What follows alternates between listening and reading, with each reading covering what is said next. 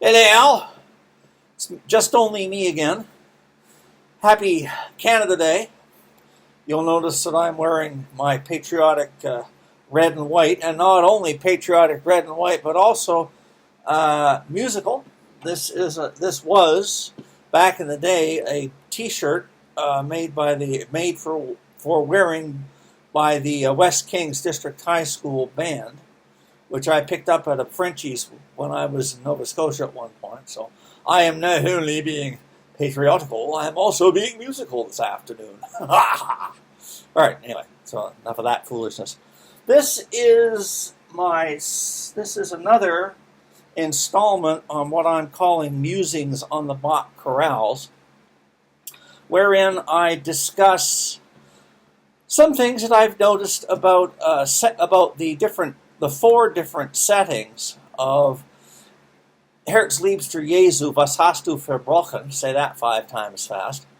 By Bach, and I'll also quickly notice in a later video a setting that he used of this in a recitative in one of his passions.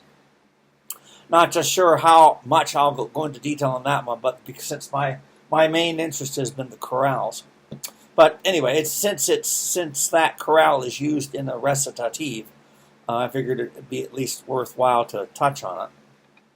Okay, but anyway, this is cantata. This is the second, or at least in the collection that I have of it, the Terry books, second one, number 170 in the complete chorales of J.S. Bach. And this one is in A minor. The earlier one was in G minor, and I want to talk a little bit about some of the things that are different and some of the things that are interestingly the same in these. All right, so as per usual, I'm going to start off with some bonehead noticings, because I found that in my research life, much interesting things can be gleaned from various things if you start on the really basic level. Okay, so when we compare the G minor setting of 169 and the A minor setting of 170 of this chorale, we'll notice that there are several things that, yes, on a very basic bonehead level, that they all seem to have that they both have in common. One thing is that and again, we'll talk about a little bit this in each. Okay, so both, and this we'll look at this here, and you'll have to compare. And as I've said before, as per usual, in my descriptions, there will be 2 different versions of this on YouTube recordings or presentations of this chorale. That you can go and listen to. I would advise that you do that a couple of times while you work through this, so you get an idea, so you sort of see it, and then you can remind yourselves of what's going on as well. Okay, but anyway, it's interesting to note that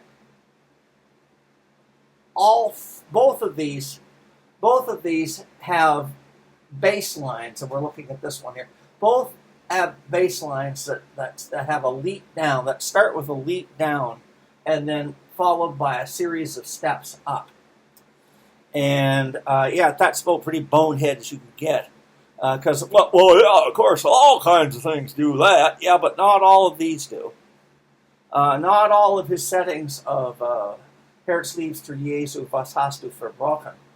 That does not do that all the time. The last one, the second B minor one we'll look at, we'll notice starts with a series of chromatic steps in the bass, and then going up, and then a leap down a little later in the chorale. So that while that happens a lot, it doesn't happen all the time in this particular body or sub-body of chorale settings. Both of these, both 170 and 169, emphasize D in the third phrase. Each of these chorales settings consist of 4 different phrases: phrase 1, phrase 2, phrase 3, and you guessed it, phrase 4. And both 170 and 169, both of these emphasize a D, the pitch D in their settings in the second half, in the third phrases. In the G minor one, D is emphasized at the first half of the third phrase. In this one, D minor is emphasized in the second half of phrase 3. Okay? And that's phrase, and this seems to be, and this is something that's common amongst all 4 of these chorale settings. 4 phrases, and the one that seems to be the one that seems to be most interesting is the third. Okay, now as we mentioned, and also something else you'll notice when you compare 170 to 169, you'll find that, or at least I find that that 170's bass tend to be much more scalar than those in 170's 170's bass lines tend to be more consistently scalar than those in 169, and I think that's kind of interesting. And we'll see. And again, we'll see this idea of how much scales and how many leaps there are in the bass line. And bass lines of these things seems at least to me to have generated some interesting information. Okay, key-wise, as I said, all 4 of these things are in minor, and they start out in the home key, oddly enough, and ending with the first phrase ends with a half cadence in the home key. The second phrase modulates to the relative major, in this case C major, and this one, and also there's a perfect authentic cadence in this one, at least on the relative major. And then we'll look at this one more, and we'll look at this phrase more in more detail here in a minute. But the third phrase, or probably the fourth phrase, the ultimate phrase here, returns to A minor, or returns to the home key, and ends with a perfect authentic cadence with a picardy third. So A minor, C minor, A minor, with a picardy third on the last, making it a major tonic at the very end. Okay, all 4 of these things have something like this in common. Now, let's see what else I have. Bass lines, phrase structure. Okay, now chromaticism. All of the accidentals.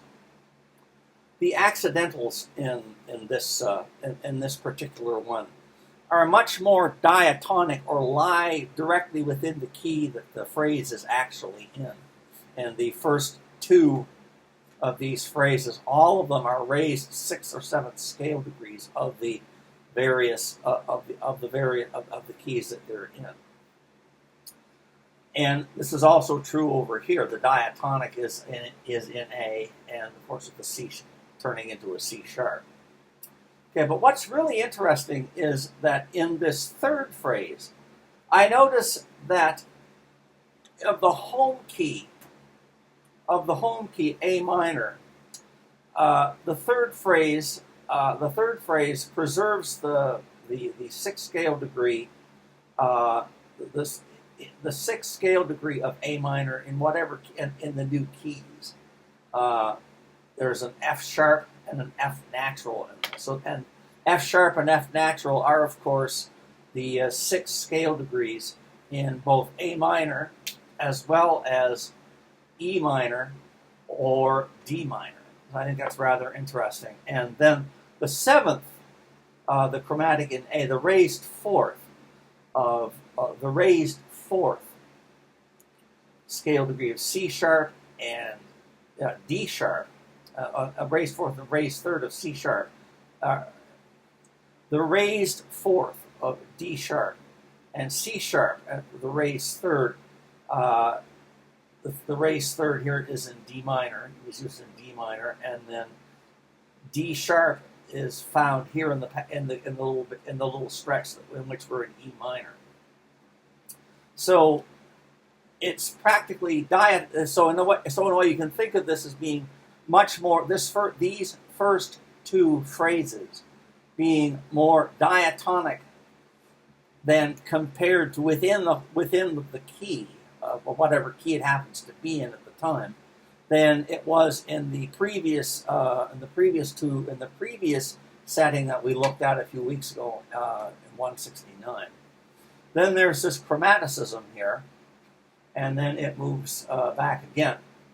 Okay, so all right, but as I mentioned before, that when you're dealing with a strophic form of like a chorale tune, not all of the verses will be set as appropriately or as on point, I think, than others. And I really think that it's the 7th verse. Of course, I forgot this. I'll be right back. Hang on a second. It's the 7th verse of the text that in both 169 and 170, I think, are particularly well set.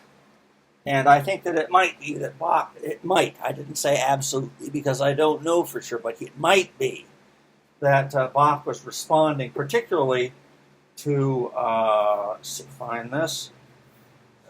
Here we go. It's number, it's verse number 7, where it says, "Oh, feeling heart, O depths of love unsounded, thou gavest thy life lest I should be confounded. While we stand heedless with the world complying, thou hangest dying." So we're confronted with the image of Christ on the cross. And I think that 7th verse, I think is particularly well suited to this particular setting, as well as the setting, hopefully this isn't too dark, as well as in the one in 169 and 170 and 169. Those settings seem to be most particularly appropriate for the 7th verse of this particular chorale. Now, the other thing that I want to say, we've been talking about the cross, and in the previous one we noticed about of hanging, dying, or large leaps, particularly in the tenor part and the bass part, that seem to be like, it's almost like if you're hanging something on a wall, you're putting something up on a wall and then it falls, hanging up on something and hanging something up on a high place of a wall. And so this idea of hanging something high, I think, is particularly well suited or well set in 169. But in 160, in 170, it's interesting to note that once again, the lower parts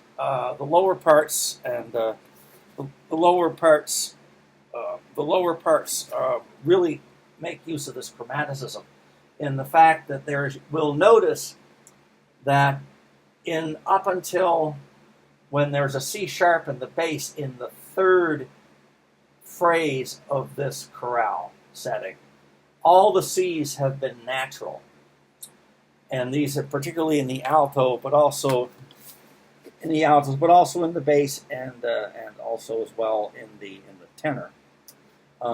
that all these things have been C naturals.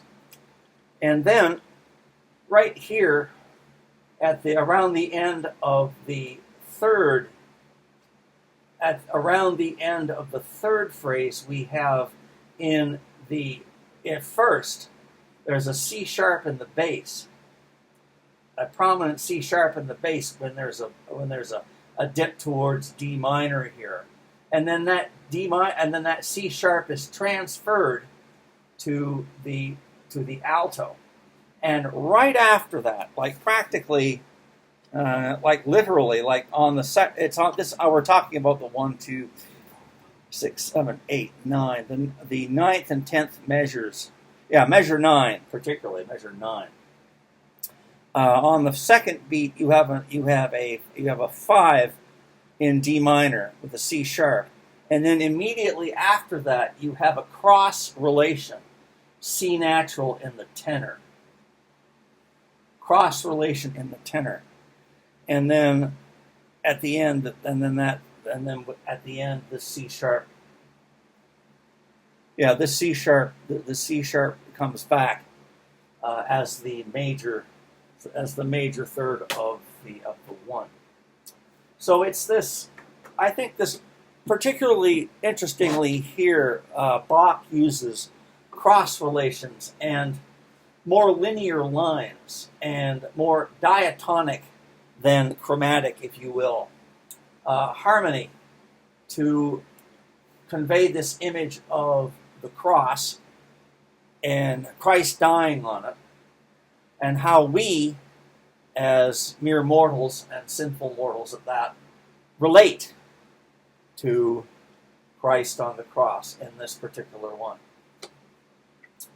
So I hope that's clear enough. Hope it's not too long, my explanation. But so this is the second, as I said, the second. And I think this is really quite fascinating.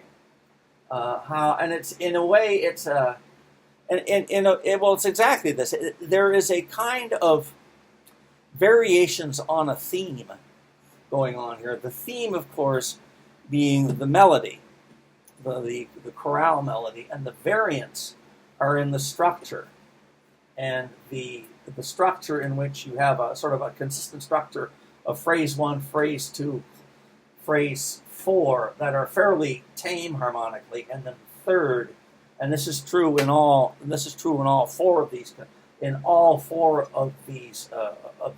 harmonizations, that the one that's the most interesting, or the one that seems to be the most subtle, or the most having to do with the symbolism or the affect that Bach is trying to get across. A lot of that emphasis tends to be in the third phrase.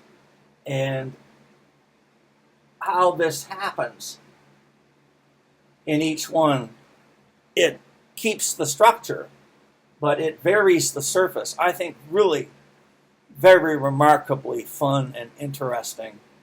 And I just love this. Isn't that cool? Okay, so anyway, that's what I have for you this time. I'm hoping to get through the third of these by the end of the summer, possibly even the fourth, but I'm not just sure about that. Life is getting, life has its vicissitudes, ups and downs, etc., etc. But anyway, so that's kind of what I have for you at this point. And I think it's a really quite remarkable exploration that we're going on. To look at within a body of work or a sub-body of work, what stays the same and what changes in those sub-bodies. Particularly, and I'm thinking also like the use and reuse of the Neapolitan sixth in the Purification cantatas. That seems to be something that Bach thought of and reused in imaginative ways, and not just in the Purification cantatas, but also other places. Okay, anyway, I hope that's sufficiently clear, and I hope you're well, and have a good day. Happy Canada Day, and we'll see you soon. Bye for now.